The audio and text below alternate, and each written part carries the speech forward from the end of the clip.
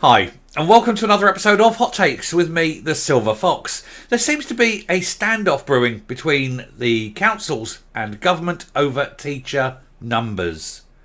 Now, Jenny Gilruth says that funding for education is sort of in relation, it's going to be related to the number of teachers, and that councils must sign an agreement to say that there will be a minimum number of teachers employed in each particular area and in each particular school to maintain that sort of level.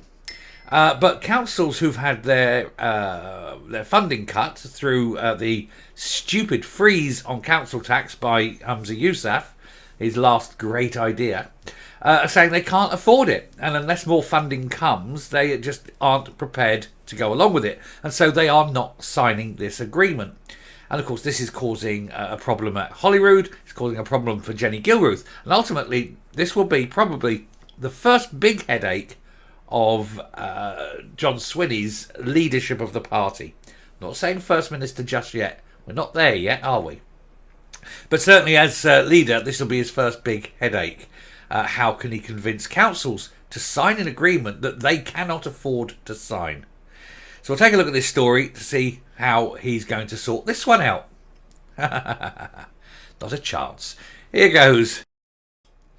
So, SNP government and councils in standoff over teacher numbers as cuts loom. And of course, it's all brought on by themselves. These councils have no one else to blame. They were under no legal obligation to have a council tax freeze. They could have said, no, we don't want that. And they'd have been perfectly entitled to do it. But they all bent over backwards to take it from Humza Yousaf. Oh, look, he's the great leader. He's the Messiah. Let's all follow him. He'll be around for 1,000 years. The 1,000 years Reich. Well, 1,000 years Reich is over. And now they're left completely screwed. They've got no money. And there's Shona Robinson's got no money to give them. She just wanked away £45 million on 20-mile-an-hour road signs, because that's a good idea. And so they can't maintain the teacher numbers. Now, they've got to sign this agreement or they don't get funding. But they're not signing the agreement because they cannot afford it. Because to sign the agreement means they have to have X number of teachers, the sort of teacher density, if you will. But the money that's coming in, if they sign it, isn't enough to pay for those teachers. So it's a question of, what do you want? Teachers or what? They've got to close something down. They've got to make this decision. So what they're saying is they're refusing to sign it unless more money comes. Isn't coming. They haven't got it. Oh, dearie me. I want you to imagine a country run by people who haven't got a clue what they're doing. Now, I'm going to suggest you don't need to tax your imagination too hard. You just nearly need to look around, don't you? Councils have refused to sign statements promising to maintain numbers over fears about the consequences to other services. In other words, they ain't got the money. Massive cuts to teacher numbers are on the table over a standoff between councils and the SNP minority government. Town Hall, that's a lovely sound, isn't it? Minority government. Town Hall chiefs fear they will lose out on £145.5 million worth of funding after they refuse to sign statements promising to maintain teacher levels. Now that's £145 million across the whole of Scotland. What that actually relates to in terms of funding for each sort of region or each council area or each school is actually very little, and it won't pay for the amount of teachers that are actually needed to maintain this cover. Council source said we're having to borrow money to pay some teachers, and indeed, just as an aside there, so few teachers, unless they're sort of grandfathered on it, are actually now not receiving permanent contracts. They're only getting temporary contracts because they don't want to councils don't want to tie themselves down to full-time permanent contracts in case they can't afford it. So they're putting all these teachers on temporaries, and it's no wonder so many teachers are leaving the profession or remaining in the profession but going south of the border because it's better for them. They can get job security. English councils are giving them the permanent contracts they so desire.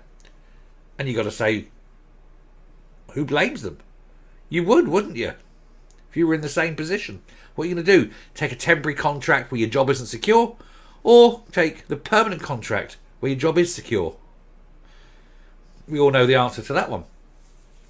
Anyway, ministers have in recent years provided funding so that local authorities can protect teacher numbers.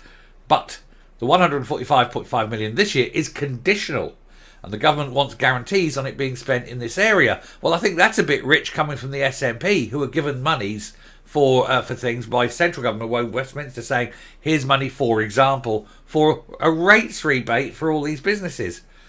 What guarantees are we going to have that you're going to spend it on that? And they didn't. They spent it wherever they liked. So it's a bit rich, I think, for the SNP to ask for that.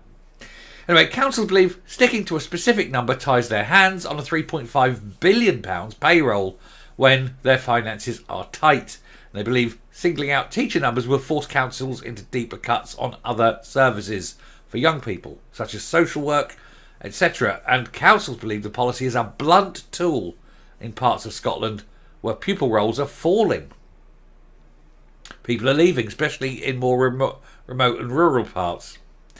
The record can reveal, I think, they missed a word there. Ministers gave councils a deadline of April the 26th to agree on teacher numbers. April the 26th has come, it's gone, it's a distant memory, it's 2 weeks ago now, and they still haven't agreed, and many councils haven't signed up. Because they can't afford to sign up, this is the problem. It raised the prospect of some councils going their own way and cutting teacher posts. Glasgow, for example, isn't it 400 teachers have got to go across Glasgow? Where's that? I mean, this is supposed to be their flagship local authority.